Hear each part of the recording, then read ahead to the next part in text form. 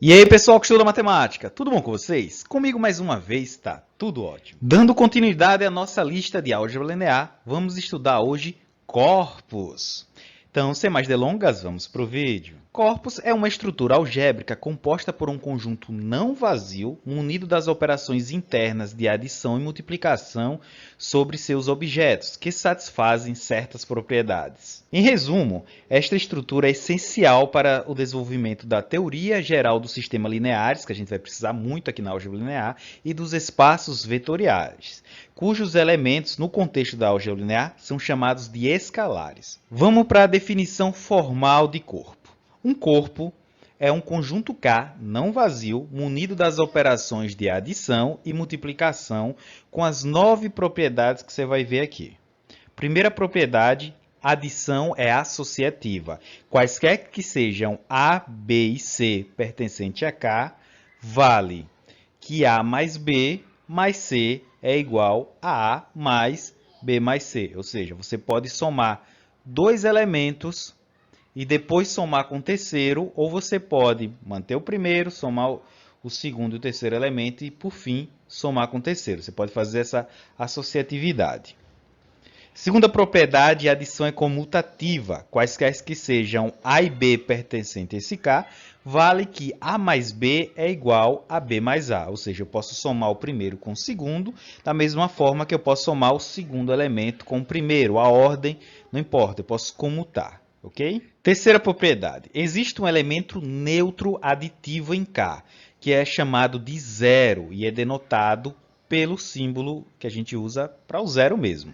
Tal que, para todo A pertencente a K, A mais zero é igual ao próprio A, ou seja, não faz diferença somar com o zero. Ok? Quarta propriedade. Para cada A em K, existe um elemento simétrico em K, indicado por menos A, tal que, se eu pegar o A e somar com esse simétrico, vai ser resultante em zero. Então, ele anula o outro. Quinta propriedade. A multiplicação é associativa. Quaisquer que sejam A, B e C em K, vale que A vezes B vezes C é igual a vezes B vezes C. É bem parecida com a adição, né? Só que aqui é com a multiplicação. Eu posso multiplicar dois elementos e depois multiplicar por um terceiro, ou eu posso manter um elemento e multiplicar para os outros dois e, por fim, multiplicar por ele, que vai ser a mesma coisa. Sexta propriedade. A multiplicação é comutativa. Quaisquer que sejam A e B em K, vale que A vezes B é igual a B vezes A. É a mesma ideia, né, da adição, só que agora com a multiplicação. Sétima propriedade. Existe um elemento em K, denotado por 1, que é chamado de elemento neutro da multiplicação, tal que 1 vezes A é igual a A para todo A pertencente a K. Então, é bem parecida com a adição, só que a adição, o elemento neutro era o zero, né, que a gente somava e não fazia efeito, e na multiplicação, o elemento neutro é o 1, ok? Oitava propriedade. Para cada A, diferente de zero em K, existe um elemento denotado por A elevado a menos 1, que é chamado de inverso multiplicativo, tal que o A vezes esse inverso multiplicativo é igual a 1, ou seja, é igual ao elemento neutro. Né?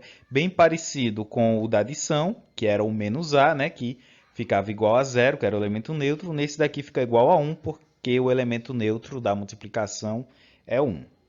E, por fim, a nona propriedade é uma propriedade que combina a multiplicação e a adição, que é a distributiva. Ou seja, a multiplicação é distributiva em relação à adição.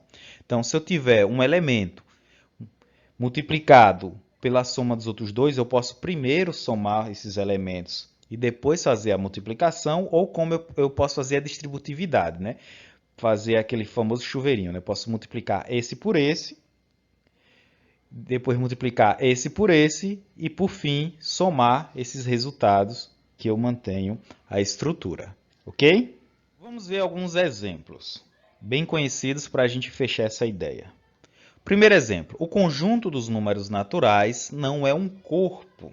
Porque ele, para ser um corpo, ele tem que fazer aquelas 9 propriedades e ele não satisfaz 3 daquelas 9. Ele não satisfaz a propriedade 3, nem a 4 e nem a 8. Lembrando, a propriedade 3 dizia que existia um elemento neutro aditivo em K. Né? Aí, essa propriedade pode entrar em questionamento. Tem gente que diz que o zero é um número natural. Se zero for considerado um número natural, então essa propriedade é satisfeita, mas ele não seria um corpo por causa da 4 e 8. Se você, como eu e como muita gente, não considera o zero um elemento dos conjuntos números naturais, então ele não tem um zero, então ele não tem um neutro aditivo, portanto não é um corpo. Mas se você está com essa dúvida, ele não vai ser um corpo também pela propriedade 4, um elemento simétrico em K, que é indicado pelo menos A, né? A gente sabe que o conjunto dos números naturais não tem valores negativos, né? Não tem simétricos, então a gente não pode somar um número natural com outro e resultar em zero, não tem como fazer isso, só nos conjuntos dos números inteiros, né? E por fim, a oitava propriedade também, que ela não passa, é no inverso multiplicativo. Então não existe o inverso multiplicativo que eu possa multiplicar um número pelo inverso dele e resultar em 1. Isso não ocorre. Quando não ocorrer pelo menos uma delas, a gente diz que não é um corpo, ok? Vamos para o exemplo 2. O conjunto Z não é um corpo, pois não satisfaz a propriedade 8. Apesar do Z satisfazer a propriedade do elemento neutro, né, que zero está em Z, isso não existe questionamento. Apesar de existir os números negativos, ou seja, existe o inverso, o simétrico, né, aditivo, mas ele não satisfaz a propriedade 8, não existe o inverso multiplicativo, né? Aquele número que eu possa multiplicar por ele resultado de 1. Por exemplo, o inverso de 5 seria 1 sobre 5, porque eu pego 5 e multiplico por 1 sobre 5, dá 5 sobre 5, que é igual a 1. Não existe frações nos conjuntos dos números inteiros, então ele não consegue ter inverso multiplicativo. Ok? Agora vamos para um terceiro exemplo. O terceiro exemplo diz que o conjunto dos números racionais, dos reais e dos complexos são corpos, pois eles conseguem satisfazer as 9 propriedades. Lembre, né, que os conjuntos de números inteiros só não satisfez a oitava propriedade, porque não existe frações, né, no conjunto. Já os racionais, as frações pertencem a ele. Né? Um número racional é um número que pode ser escrito em forma de fração.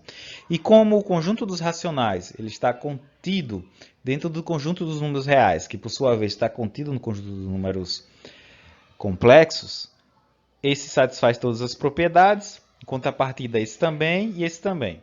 Né? Alguns livros até chamam os racionais de subcorpo dos reais.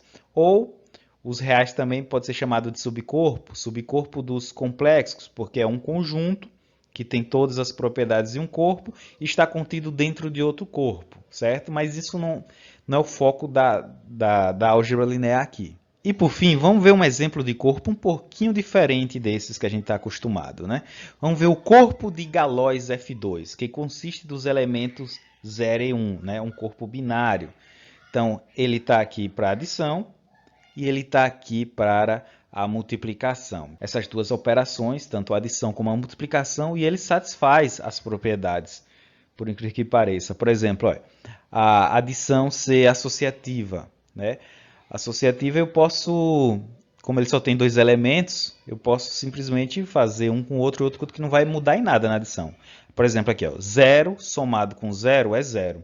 Dá no mesmo que 0 somado com 0. 0 somado com 1 dá 1. É o mesmo que 1 somado com 0, que deu 1 também. Então, ela é associativa. E, da mesma maneira, ela é comutativa. Né? Eu posso trocar a ordem também, só tem dois elementos. Existe o elemento neutro da adição, que é o zero. Se você olhar aqui, ó, o zero somado com qualquer número é ele mesmo. O zero somado com zero deu o próprio zero. O zero somado com 1 deu 1. Então, existe o elemento neutro da adição. Vamos para as propriedades da multiplicação aqui para ver se ele de fato é um corpo. Então, vamos lá. Ela é associativa à multiplicação. Posso trocar a ordem aqui, né, já que só tem dois elementos. Se eu multiplicar o 0 por 0 dá 0 e o 0 por 0 dá 0 também. Né? 0 por 1 deu 0 e 1 por 0 deu 0. Então, ela é tanto associativa como ela é comutativa. Agora, vamos ver se existe o elemento neutro da multiplicação, que é 1. Vamos lá. 1 vezes 0 deu 0, 1 vezes 1 deu 1, ou seja, não alterou. O 1 é o elemento neutro multiplicativo.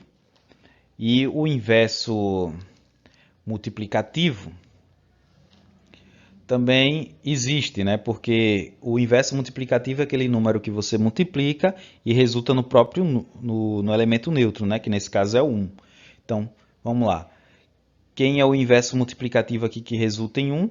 O próprio 1, né? 1 vezes 1 está aqui, indica 1, certo? Então, esse é um corpo bem diferente, né? Existem vários corpos diferentes que vocês vão se deparar aqui no estudo de álgebra linear, mas, por fim, para ser um corpo, ele tem que satisfazer as 9 propriedades, certo? Se ele não satisfazer uma delas, não é um corpo. Então é isso aí, até o próximo vídeo. Tchau, tchau.